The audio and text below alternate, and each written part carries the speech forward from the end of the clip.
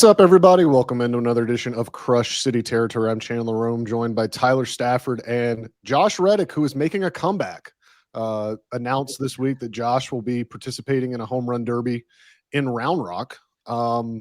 Josh, I know you're training and I know you're getting built up, but the Astros may need you because they need a left-handed bat in the worst way, and that's only been accentuated what's happened the last couple of days here in Denver. Are you ready if Dana Brown calls and approaches you with maybe a minor league deal? Hey, I'm the best option they have. I'm local. I'm ready. I might need like 2 weeks of facing hitters. I'll be set to go. Yeah, they'll still need somebody in 2 weeks. And I'm cheap. Super cheap. There you go. Great negotiations, Josh. I was about to say you would come pretty cheap. Would you take a minor league deal? Yeah. Okay. I'll take one as well if they're offering it. I'm still local. I'm still right by the ballpark technically. Mm-hmm. Yeah. I mean, I may not be as fleet of foot, but you're not worried about me playing the outfield anymore. Slap me in the DH 3 times a week. We're good. Mm-hmm. And you can play like left. You can play left in Daikin. I mean, there's not a ton of you don't have to be fleet of foot to play out there. That's true. You can pick some better spots with me than some other options that have been there. You can't be that much older than Altuve, right? I think he's what, 34, 35? He just turned 35. So yeah, okay. I'm 38. Easy. Yeah. You can if Altuve can do it, you can do it. That's kind of the mantra here, right? 100%. So unless Dana Brown does approach Josh with a minor league deal in the next couple of days, it's becoming pretty clear that the Astros are going to be in the market for a bat by the end of this month, the July 31st trade deadline, because we discovered yesterday here in Denver that Yordan Alvarez has suffered another setback. And there's a lot of reaction. Obviously, a lot of people are very upset with the way this trajectory of his rehab has gone. This is now the second time since the initial injury that he has progressed to swinging and facing pitching, and then reported some more soreness. Yordan's going to see a hand specialist today. We're recording this on Wednesday. The Astros hope to know more in the next 48 hours. Whether they reveal what they know is another story entirely. I'm not a big, I pride myself on being able to read between the lines, reading past the cliche, coach, GM speak, player speak, cliche stuff like that. The body language in Denver yesterday was not good. Dana Brown, who is normally very positive, normally very optimistic, did not sound like that. It came out of absolutely nowhere. None of the beat writers on the trip even had an inkling this was coming. It was a complete bombshell that was dropped on us yesterday.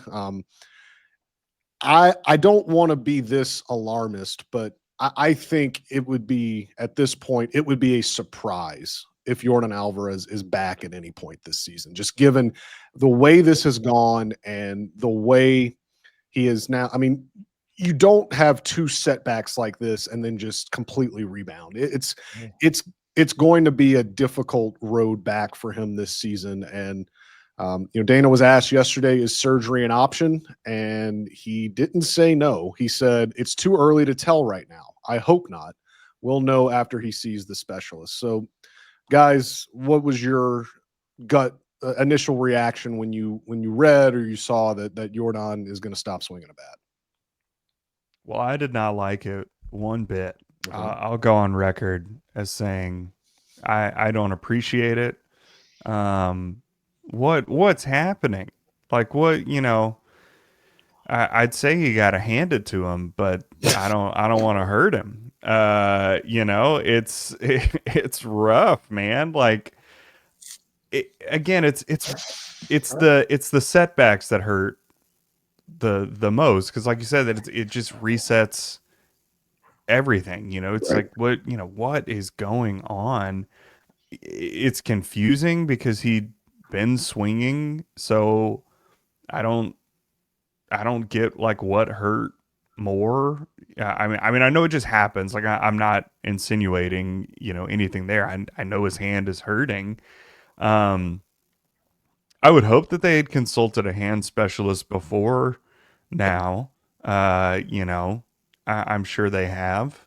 But But look, if I'm the Astros, I have Yordan on a flight every other day to see the top 5 hand specialists in the country, in the world, really. I don't care. Get him a passport. Let's get this man on a flight to I'm see sure every he has a hand special. passport already. Okay. Well, look, I'm there just making sure we're covered. We're playing Toronto.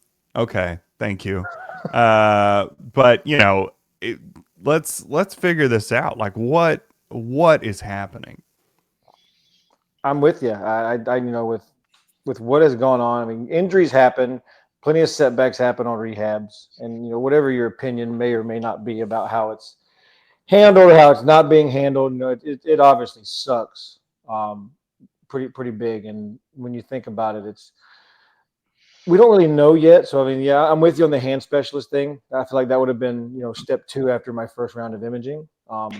Whether it be GM, coach, manager, training staff, or even the player, like that should be somewhere in the books about, hey, if I'm the player and my agent and I are talking, that should be something we should have to, if the team's not going to suggest anything, like you have the power to go in there and say, hey, look, I want to go get this done. I want to make sure I can get everything right. Just make sure you get it right. So who knows? Maybe he was right, and then felt something down in West Palm. But I don't want to assume what I think it might be. But it screams hamate bone to me. What? And if people don't know what the hamate bone, it's a little bone about right here, and it's a very common baseball injury, and it takes you a little surgery, and you just remove that hamate bone, rehab your grip strength, and you're right back in there. So that's what this says to me is hamate bone. Hopefully it's not, but at this point we're talking about he's probably not getting in the batter's box again this year because of this, second setback. And if surgery is an option, he's not going to have enough time to rehab to even be back for the season anyway for something so significant. Because you got to think about when you have a rehab on something like that, you got to go from, a grip strength to a certain number. Then you start dry swinging. Then you start like with a fungo, and then you go off the tee for like 10 swings, and you got to progressively build. It's like a 2-week stretch, 2.5-week stretch of just building your hitting and your grip strength up so you don't go in there and re-rupture anything else in your hand from the surgery. So hopefully we'll find something out in 2 days. And if it is, I think we'd all want to have something, even if it's good or bad. We all just want to know, like, if it is something that needs surgery, let's just knock it out and get this behind us. Yeah, and the hamate, but I mean, obviously we don't know that that's what it is, but that's the one that like Trout had too, and it took him like a year really to get back to like the normal power that he showed. Because like you said, you have to build up your grip strength. It still hurts. I mean, it's gone from like, oh, his hand is sore to like, oh, this is like a scary, very concerning injury, not just for today and the next couple of weeks, but like, man, I don't know when we're gonna see Yordan.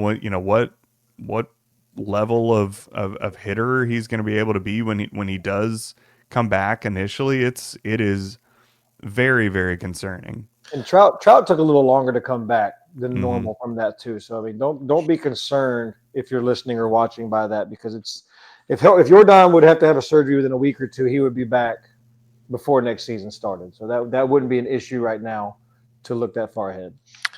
I do want to make a note that Dana Brown was asked after the last setback when they had to tell us they had a fracture. He was asked specifically if this is a hamate bone issue, and he said it was not. He said they've done imaging and that it was not a hamate bone issue. Now, whether that has changed, we have seen that images can change, that images show different things after numerous rounds. But just to give a little more context as to like a timeline here. So Yordan has not played in a game since May 2nd. Wow. The Astros found they revealed to us that he had the fracture on May 31st. So remember, he had taken live BP the day before, May 30th. Didn't feel good. They got some imaging done. And then May 31st is when they told us, hey, he's got a fracture. We didn't see it, blah, blah, blah. He did not return to hitting on the field until this past Sunday, which was June 29th. So he went a month between setbacks of hitting on the field. He got to West Palm Beach on Monday.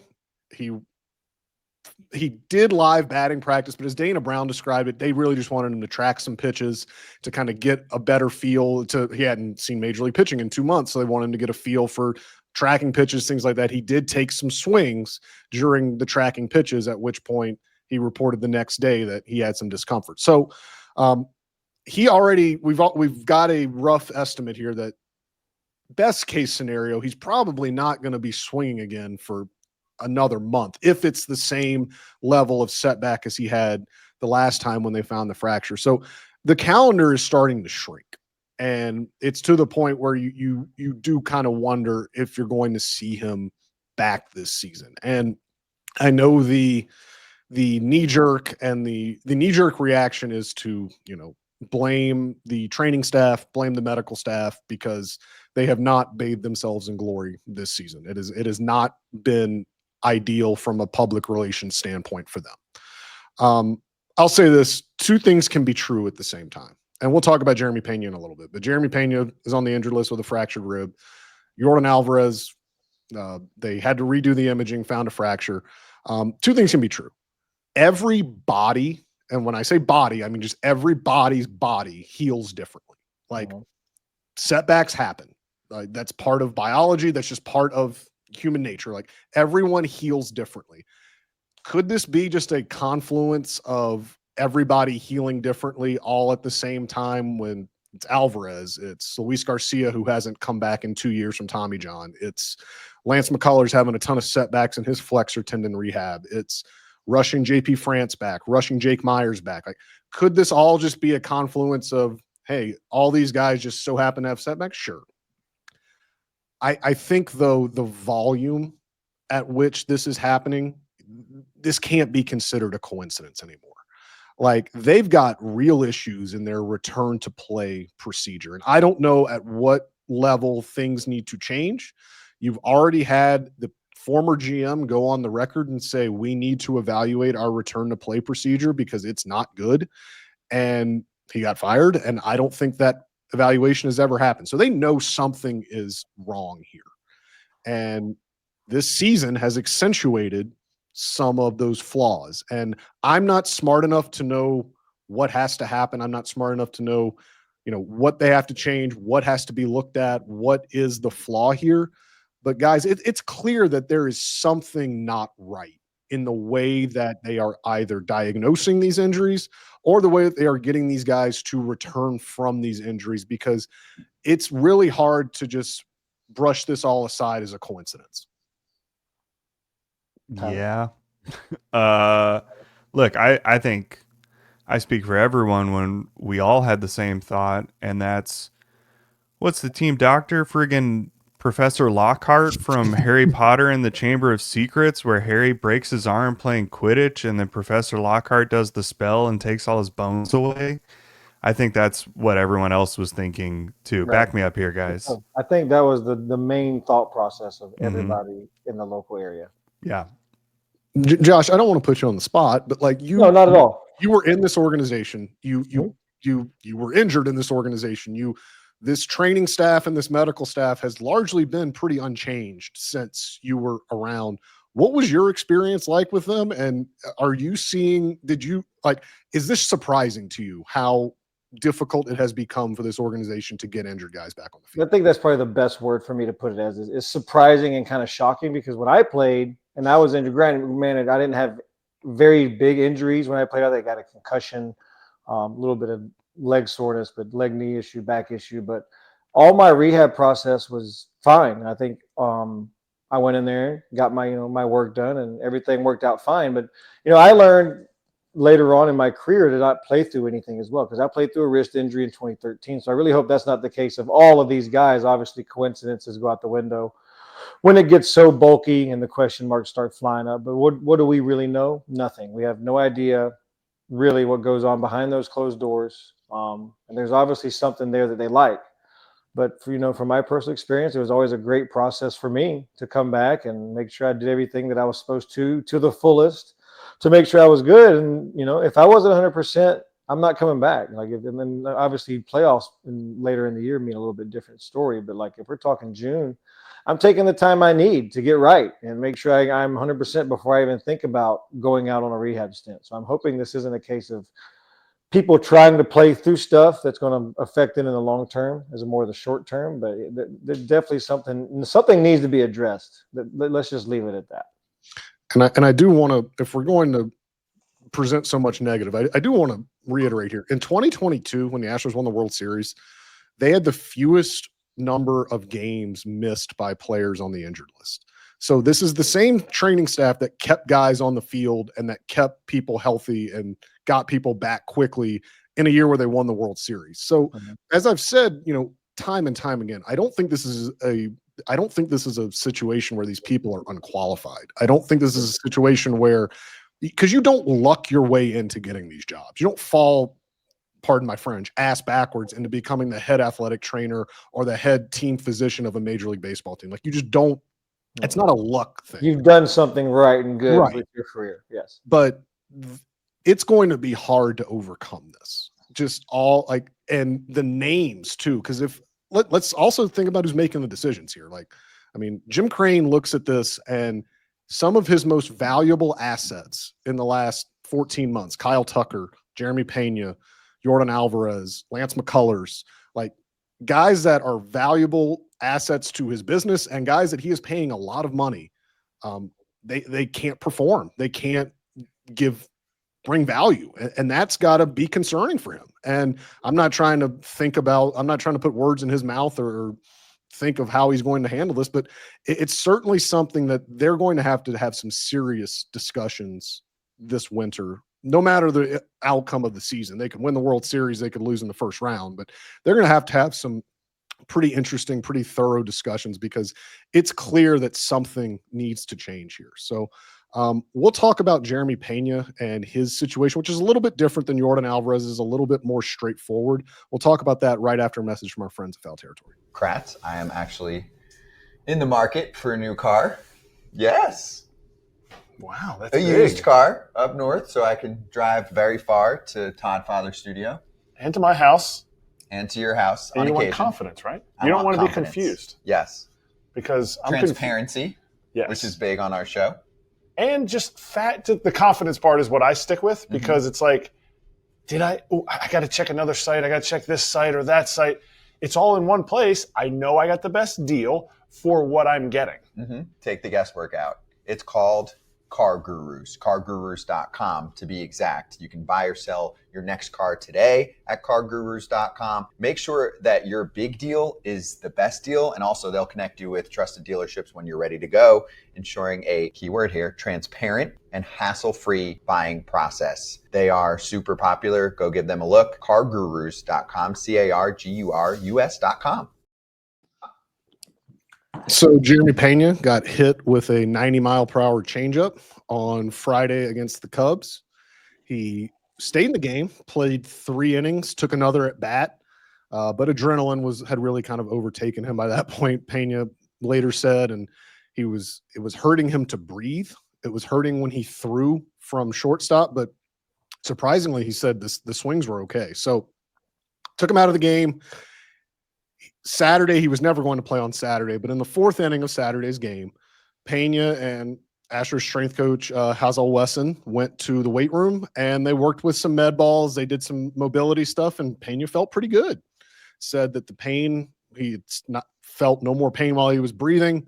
Thought he could play Sunday to the point where Joe Espada had him in the initial lineup on Sunday. Got to the ballpark early, wanted to take some swings to see how he was. The swings didn't go well. Took some extra imaging, and surprise, he has a fracture. He is on the 10-day IL. He can come back as early as July 8th against the Guardians. After that, there's 6 more days till the All-Star break. Maybe I'm in the minority here, but Dana Brown tried to say yesterday that, there's a chance he could come back before the All-Star break. I think it would be foolish if the Astros, who have a 7-game lead in the American League West, who are 17 games above 500 at this point, I think it'd be foolish to rush.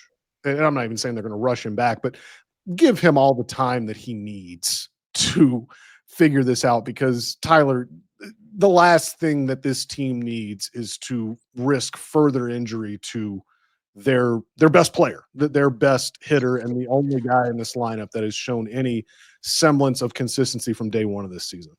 Yeah, I don't want to see him before the All-Star break. He broke a rib somewhere in there, and quite frankly, I would like him to get imaging about every 1 to 2 hours at this point, and just keep him in there. Just microwave his ribs and make sure that everything looks good but before he gets anywhere near playing baseball again. Yeah, he does not need to be back before the All-Star break. And I don't want to see him back until some rib expert comes on record and says these are the single healthiest ribs I've ever seen in my life. That In we the should, world, not yeah, just we the country. should like pass him around as a medical specimen because his ribs are so healthy. I don't want to see him anywhere near a field. Yeah, no, there's no point. Like you bring him back, rush him back, and then he goes right back down with something even more. You got even more question marks coming everywhere. It would be asinine to even think about him putting on a pair of spikes until after the All-Star break. I mean, at this point, he's going to be, eating popcorn, and something's going to get stuck in the fracture of his rib, and, they're going to have to diagnose some new injury. So I mean, keep him on a liquid diet, put him in a bubble somewhere until those ribs are healed. I mean, maybe have him live at the hospital for the next 2 months Just live in the cold tub. Yeah, just do whatever it takes. But from here down, cold tub for the next 2 weeks. Mm-hmm. Yeah. So no, thank you to bringing him back anytime soon. Have you guys noticed that with the last 3 fractures we've become aware of, Tucker last year and then Alvarez and Peña this year, you notice the Astros have gone out of their way to say they are small fractures, as if that's supposed to make it better or more palatable, that they're not large fractures, they're small fractures. Well, and they were 60% healed. They were so close. They were there. And that's not to mention the Ryan Presley fracture of his relationship with the Astros. Correct. So, we're fracturing all around here. So many fractures, some detected earlier than others. Josh, it is an interesting thing that I thought about, though, with what we're talking about. Obviously, like from a team standpoint, it would make 0 sense for Jeremy Peña to play again before the All-Star break. But I wonder I want this perspective from a former player. Jeremy Peña's in his 2nd arbitration season. Numbers matter. Numbers matter for his salary after this season. Numbers matter. I mean, he is an MVP. He's an American League MVP candidate too. Like, this is not. There is some personal pride here of like I know before the season one of his goals was to play 162 games. That's obviously not going to happen now, and it's out of his control. But there are guys that want to get out there and post, and they want their stats to keep growing for various reasons, for personal pride, for an arbitration system that rewards a ton of stats, a ton of performance, things like that.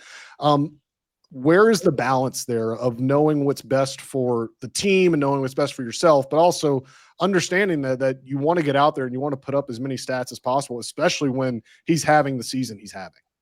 Yeah, you obviously have that drive to want to win and want to play, and then take care of yourself at the end of the day. But I think it just reverts back to long term. Like you're missing. Obviously, you're upset that you got hurt and you're going to miss some time. But you've waited however long to get 6 days before the All-Star break. Are those 6 games, worth you re-injuring something, and instead of getting 10 days of extra rest or rehab that you might need to make sure that you're 100%? We all make mistakes. Like I said earlier, I did the same thing in 2013. I was playing through actually a wrist tendon injury and never let it fully heal, and it affected me every day and affected my game at the plate. So, and in the long run, he could be hurting himself more than helping himself by coming back. So I would definitely make sure that I was 100% ready to come back if I were him, because as hot as he was going, as good as he was feeling, he should have no problem getting back to where he was. Look, I know stats matter, but I've always said ribs over ribbies. So So Do you think of these at night when you're laying in bed or feeding your baby and like, No, oh, this it'd be is really good in the show. this is a broken brain. This is just a man with no sleep and a broken brain. And I'm listening to you guys, but I've got the like Zach Galifianakis hangover meme of just how can I make a pun out of this. So just know the ones that I say are like 10% of the ones that are in my head. So I had one The earlier. other ones go to X, formerly known as Twitter. Yeah, no, I had one earlier when we were talking about fractures. I was going to say, I've heard of fracking, but fractures, but I thought that's not even good enough to say on the I'm show. glad you left that one out. So I'm not going to say it. So yeah, no, this is where I'm at in my life. I can't believe you said you had a broken brain and not a fractured brain. Yeah, that's on me. That is The imaging is still waiting to come back to see what's actually wrong up there. Yeah, there's a lot. There's a lot wrong. In Jeremy Peña's absence, I'd expect Mauricio Dubon to get a lion's share of the work at shortstop. Joe Espada seemed to indicate yesterday that he likes the top three in his batting order the way it is now without Peña, which means Isaac Paredes will lead off. Jake Myers will hit second. Jose Altuve will hit third. Cam Smith will clean up and then go to the zoo with Tyler. But yeah, it sounds like they're just going to kind of stay afloat and they'll find a way. They did here on Tuesday against what I believe to be the worst baseball team I've ever seen in person, professional, amateur, or otherwise, in the Colorado Rockies. They won 6-5, but the Rockies, my God, that was something because the 2013 Astros were awful, but they didn't lose. They at least won games though. This is the 2013 Astros would kick this Rockies team's rear end. Yeah. Like it is bad. And I mean, they had 30,000 people at the ballpark last night. And I'm just half of them were Astros fans, but they had 30,000 people at the ballpark. And I'm like, they still draw crowds for this. And like, we're just sitting there like, how do they watch this on a nightly basis? It is Astros fans. Look, if you sat through 2013 and 2012, like you get it. But for all of you that complain on the rare occasion that this team loses a couple games in a row or there isn't a great start or like you don't agree with a bullpen decision or they don't score as many runs as you want to a Rockies game. Go to a Rockies game. It could always be worse and you could have to watch the Rockies for many games. One other thing about Jeremy Peña's absence, it will basically force Jose Altuve to play more second base. Joe Espada said that yesterday that he is going to play more second base while Jeremy Peña is out, mainly because Mauricio Dubon is going to be playing a ton of shortstop. Mauricio Dubon was one of the options in left field to spell Altuve in a lot of these ballparks, but with that not being there, they're going to have to just mix and match. I do wonder, though, if Yordan Alvarez doesn't come back this season, or if he's obviously going to be out for a prolonged period of time. Altuve's already DH'd 24 times this year, and I do wonder if it becomes a situation where Jose Altuve is more of a DH than anything because they're already trying to be mindful of keeping him off his feet. They're already trying to be mindful of his age, things like that. And Yordan's injury has allowed them to DH him more. And it's pretty interesting when you look at his splits. He's got an 811 OPS as a DH this year, which is about 70 points higher than he has any of the other two positions, left field or second base. So it's odd, though, Josh, because a lot of older players, a lot of veteran players don't like to DH. But it does seem like Altuve has taken to it, and the numbers bear out that he is responding well to DHing. And I do wonder if going down the road this season, if Yordan Alvarez is unavailable for them for a long period, whether we see just honestly Altuve become more of a DH. I hated DHing personally. I think it's boring. It's hard to stay fresh, hard to stay loose for me. But when you get older, it becomes harder and harder to get going. So that's probably why he likes being out there to keep those legs a little fresher. But it's obviously doing something for him. And numbers don't lie. And he may not appreciate it, but as we get older, we might have to do a few things that we don't want to really be comfortable with. And we all know how team-driven Jose Altuve is and how unselfish he is, and he'll do anything. So I'm sure if they ask him to do that, he will be right on board with it. But I like it. Give him 5 days a week to DH. Throw him out there in the outfield, throw him out there in the infield. get him out there a little bit. I wouldn't say full-time DH, but a 75% time DH would be, I think, fantastic, because you're going to need other guys to get those DHs. You're going to have the Caratini Diaz games. You're going to have days where Esock's going to need DH days. Let's not forget, he was coming back from injury. Just guys need it. If you don't have a guy like Yordan, then everybody can kind of get their DH day that they could kind of have a half day off, as opposed to grinding through, not feeling great, and having to play when Yordan's in there. The only downside is something you just mentioned. Without Alvarez on the roster, they don't have a true left-handed threat. And the reason Joe is playing Diaz and Caratini so much is he needs Caratini's he needs a switch hitter in the lineup. Yep. So that is going to take up most of the DH at bats currently. But on days when the Astros are comfortable, on days when Caratini is catching, or the Astros are comfortable running out a full all right-handed lineup, it would make a lot of sense for Jose Altuve to occupy that DH role, because no matter who they have behind him, there are better defensive options on the team to play second base than Jose Altuve. We have talked about that ad nauseum.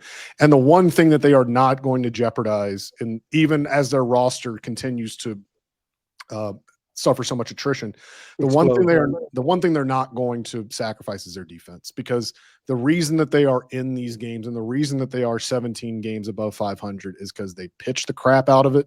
And when they pitch it, and when there is contact made, they catch the ball.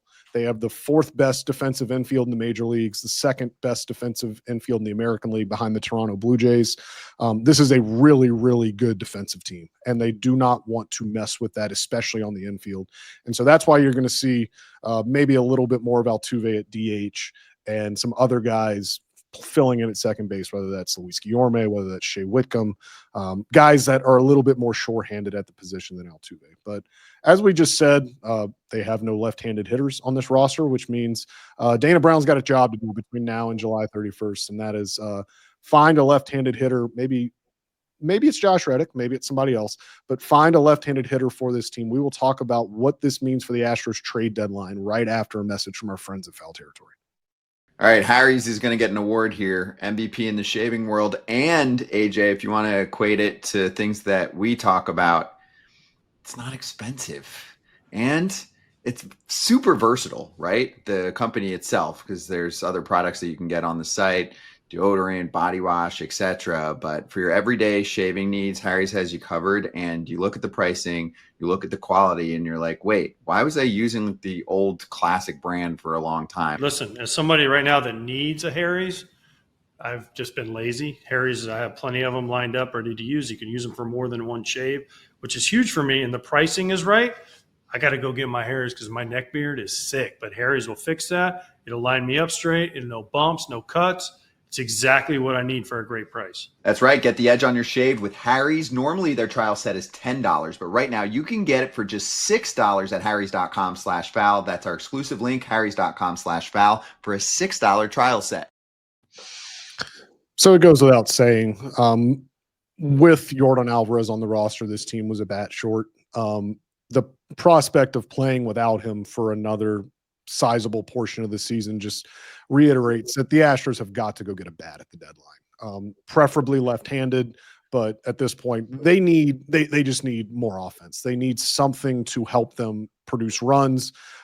There are only 9 teams in Major League Baseball that have scored fewer runs than the Astros, which is remarkable when you look at the Astros being 17 games above 500.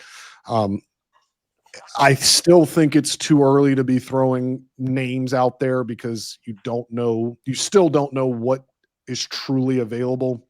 You don't know what teams are going to sell, and the teams you do know are going to sell are like the ones you watched last night. And I could be wrong, but I don't think there's many Astros fans that looked at the Rockies and were like, oh man, we need these dudes. Cedric Mullins of the Orioles is obviously going to be a name. Ryan O'Hearn of the Orioles is obviously going to be another name. Both of them are rentals.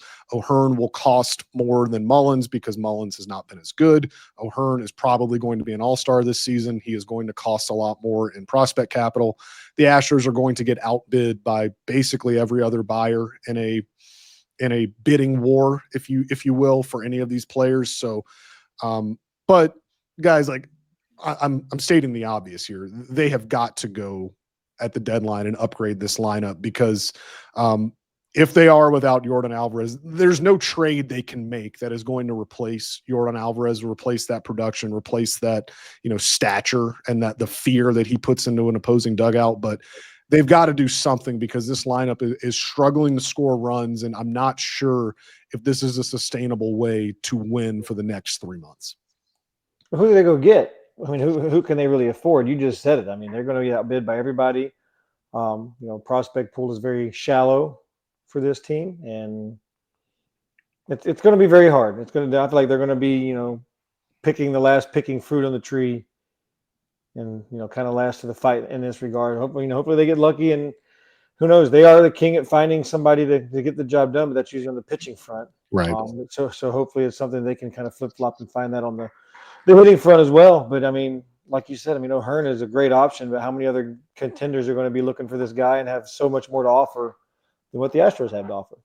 What are you guys talking about? They have a top 100 prospect now. They've got so much capital. Hey, they had 0 a week ago.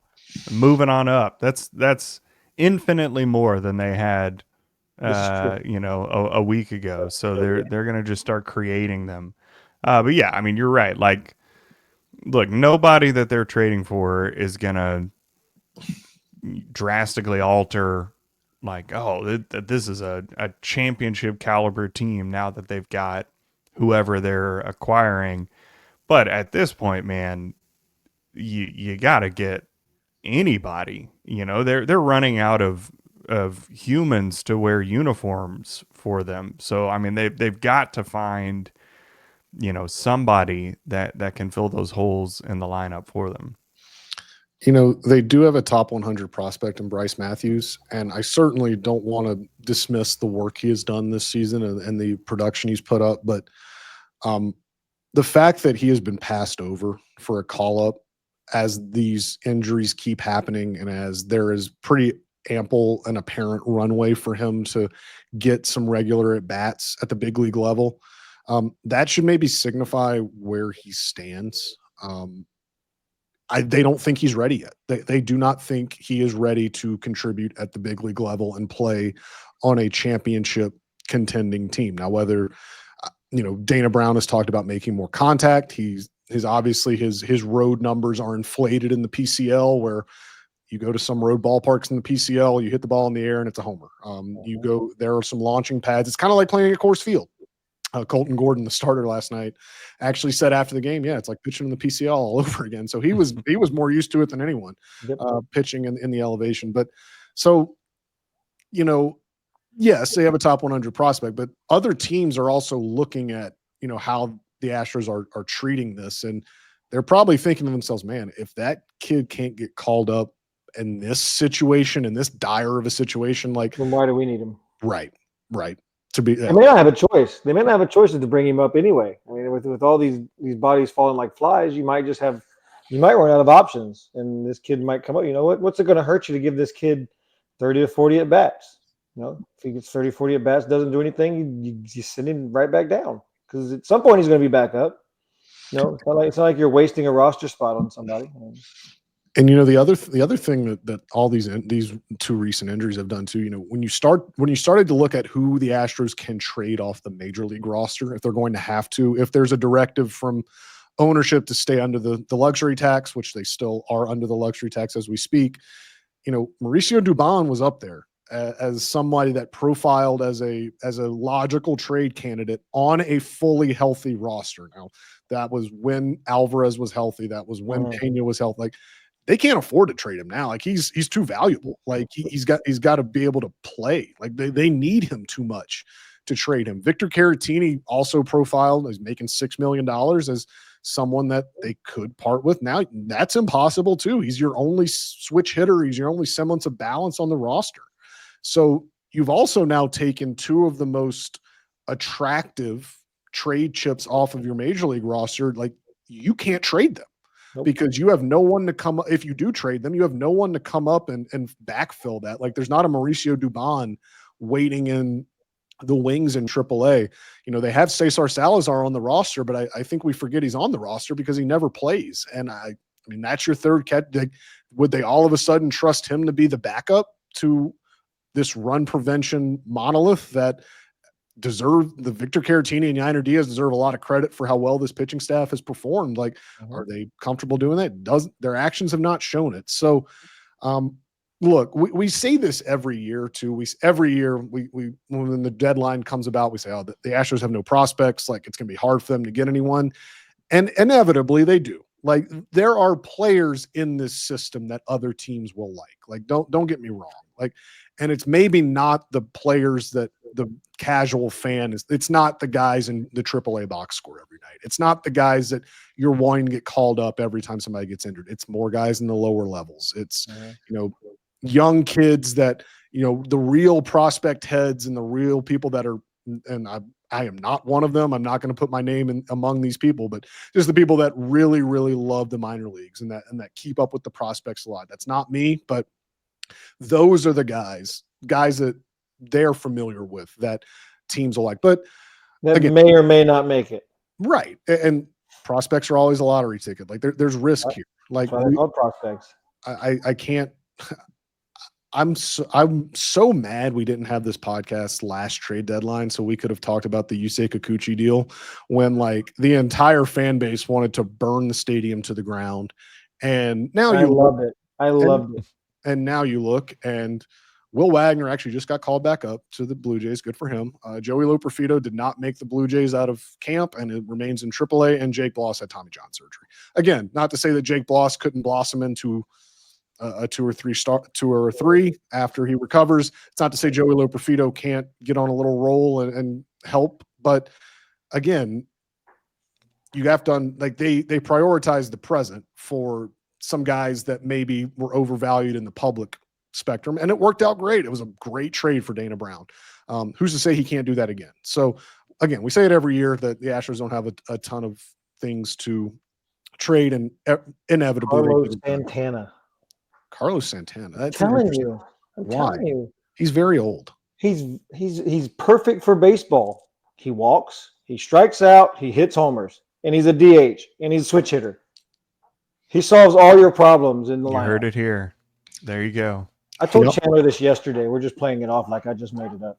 He also has a 362 slugging percentage and a 95 OPS plus, so he probably would fit in fine with this team that can't change the scenery. He likes hitting here. He can go everywhere in this ballpark. So, the Astros are great at acquiring old first basemen and he's not playing first base. He's DHing. He's not playing first base. Okay, even better. Yeah.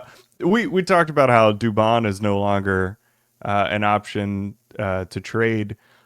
I don't want to go down this road, but is there another person in the Astros organization that is capable of playing shortstop? Like, is Dubon just locked in there forever now? Like, who else can play shortstop? I mean, they could put Whitcomb out there. They could put Luis Guillorme over there. I think Guillorme is a little better at third base. But he is a left side of the infield guy. But I wrote this on The Athletic this morning. Like, Dubon, they view Dubon as unquestionably their best defensive option at shortstop, and that's why he's going to get the lion's share of the time, because they do not want to sacrifice their defense, because they understand that is a crucial big part of why they are where they are right now. But in AAA, they have a guy named Jesus Bastidas who's been around forever. If they really got into a bind, I bet he could come up and help. Zach Short is down there, a veteran journeyman infielder that was in camp on a minor league deal. He's down there too. He could help as well. But no, I mean, when you have Jeremy Peña, you're not supposed to have like a stockpile of shortstops ready to go. This is the worst case scenario outcome. So I don't blame them for not having shortstop. But yes, I mean, Mauricio Dubon is it. Like that is their shortstop. Yep. Well, there you go.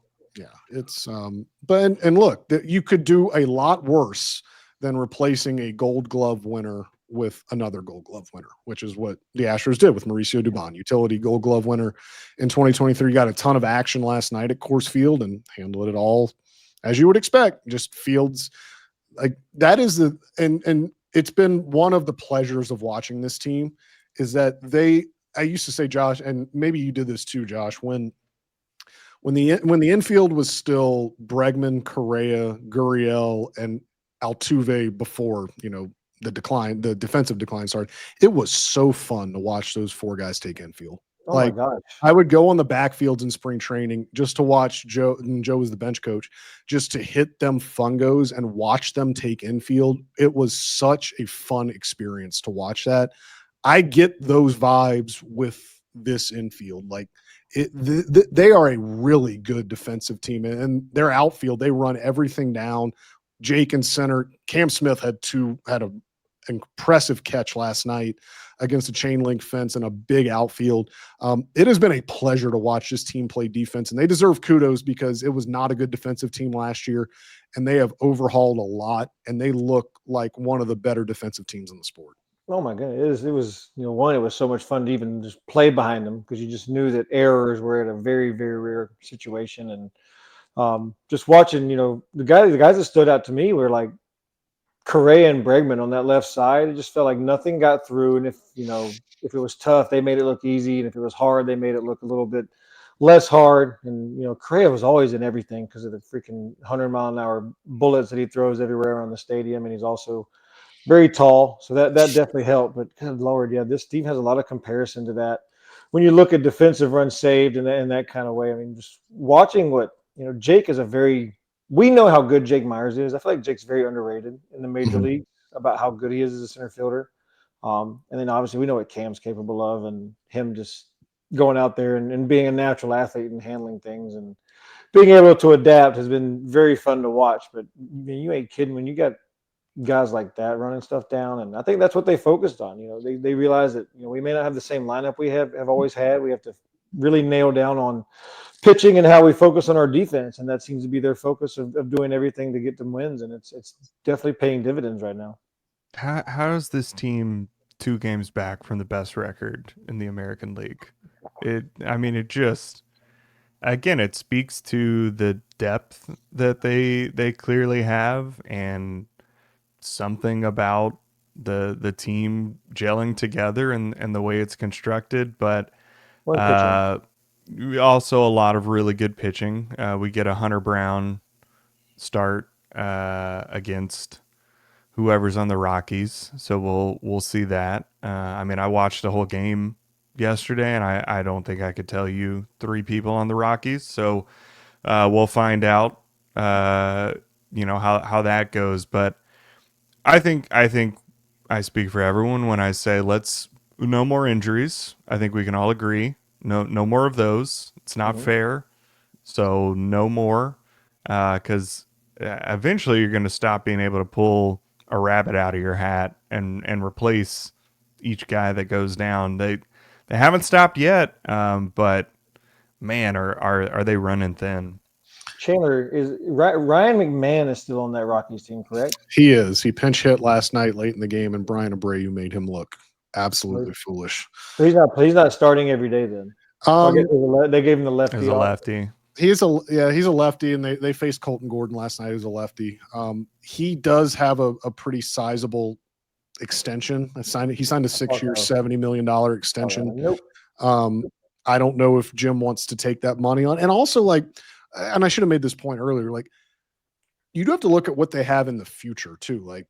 They're not this is the most primed for just a rental acquisition as ever, because you look at this team and both of their corners are set through the next 2 years. Their catcher is under team control for the next 4 years. You look at their outfield, Cam Smith's under control for 5 years. Jake Myers has another 3 years left. This is not a team where you're going to acquire someone that has a bunch of club control. That's he's a part of our future. No, this screams just get us something to give us a boost in October. We need a Trey Mancini. Right. Who opted out of his Trey Mancini did. He did opt out of his D-backs one. Yep. You never know. The Astros legend, World Series legend, best ground out catch of all time. Trey Mancini. The best look what I found catch in history of the World Series. Hey, we'll take it. That ball, as John Smoltz said that night on the broadcast, that ball caught him. Trey Mancini did not catch that. That ball caught him. The Braves also just DFA'd Alex Verdugo, who Hey, there's your lefty. we wondered this offseason if the Astros would kick the tires on. They did not, and perhaps for good reason, because he was awful with the Braves. He was good for his first 5 games. Yeah, to the tune of a 65 OPS plus and a 289 slugging percentage. But again, But that's who's available. Right, These are like- the people who you can go get. I mean, if the Astros would like pluck him off waivers, like they only owe him the prorated league minimum on a $1.5 million deal. Like there are worse like options to consider, but he has not performed well this year. But hell, the way the season is going, it does seem like anyone that has performed poorly in the past is just going to come into this clubhouse and, hit 8 homers in their first week on the team. So who knows? Maybe they could look to Alex Verdugo. Maybe they could look to Josh Reddick to help solve a lineup that is going to hit today, guys. Oh, yeah, man. we get to see you hit in a minor league park, so we'll get a good sense of where you're at. So just hit a bunch of dingers, make Manny Ramirez I'll look either silly. strike out or go deep, so I'll fit right into the Major League Baseball protocol today. If you strike out in the home run derby, I'll never let you hear the end of it. Oh, I'm talking about minor league ballpark. I'm talking about games. If I strike out in a home run derby, I'm never picking up a bat ever again. Who's pitching to you in the home? Do you get to pick your pitcher? I don't know. They said it's going to be some major league like BP throwers, so it's going to be somebody good. It better be. I'm going up against a should be Hall of Famer, Kevin Millar, and then Adrian Gonzalez, who was pretty darn good. The good thing is all the fences are like 300 feet, so like that's definitely going to help. Yours truly. I've got youth on my side.